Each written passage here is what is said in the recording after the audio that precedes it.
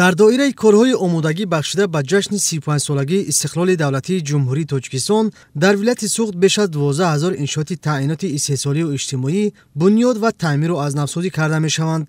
тибқи иттилои мавҷуда, танҳо дар соли 2024 дар шаҳру ноҳияҳои вилояти Суғд 3903 иншооти ҷашнӣ бунёд ва мавриди таҷдиду тармим қарор гирифтанд, ки иҷроиши нақша дар соли 2024 162.8% таъмин гардааст. дар баробари дигар соҳаҳои муҳим ба соҳаи тандурустӣ низ таваҷҷӯҳ равона гардида, бо бунёди инфраструктур, иншооти наву замонавӣ ва вориду насби таҷҳизоти нав, сатҳи хизматрасонӣ боз ҳам беҳтар мегардад.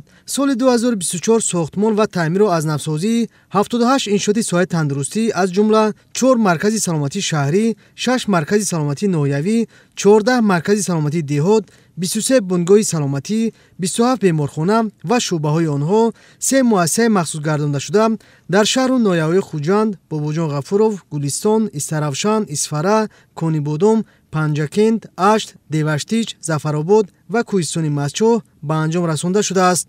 бо мавриди истифода қарор гирифтани иншооти ҷашнӣ дар соҳаи тандурустӣ дар баробари беҳтар шудани вазъи хизматрасонии тиббӣ, чандин нафар мутахассисон бо ҷойи кор ва маоши хуб таъмин шуданд. саломатии миллат боигарии давлат аст. аз мо кормандони соҳаи тандурустӣ вобастагии зич дорад.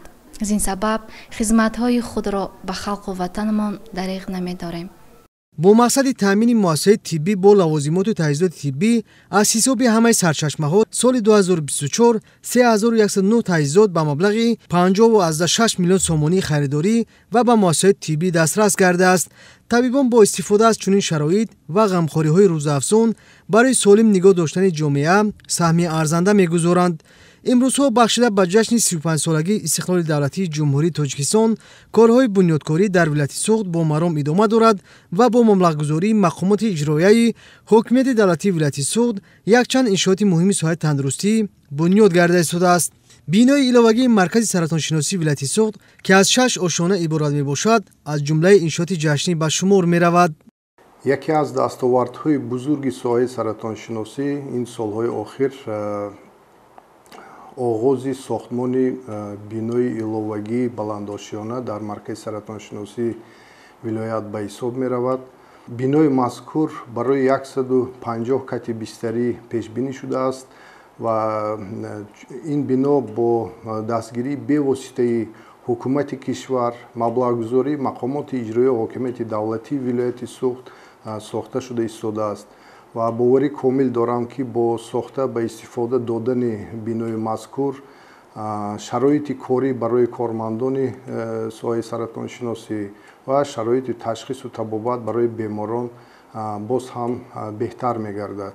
бинои иловагии маркази клиникавии эндокринологии вилояти Суғд ва бинои иловагии беморхонаи клиникавии бачагонаи вилояти Суғд низ бунёд гарда истодааст ва баъди ба истифода додани чунин иншооти наву замонавӣ, шароити хизматрасонӣ дар муассисаи соҳа боз ҳам беҳтар мегардад. маълум аст, ки дар Тоҷикистон ба рушди соҳаи тандурустӣ таваҷҷӯҳ равона гардида, бо бунёди инфраструктураи соҳа, мутобиқ намудани сатҳу сифати хизматрасонии тиббӣ ба замони имрӯз, таъмини муассисаи тандурустӣ бо таҷҳизоту лавозимоти тиббии замонавӣ имкон фароҳам гардид, ки солимии ҷомеа ҳифз карда шавад.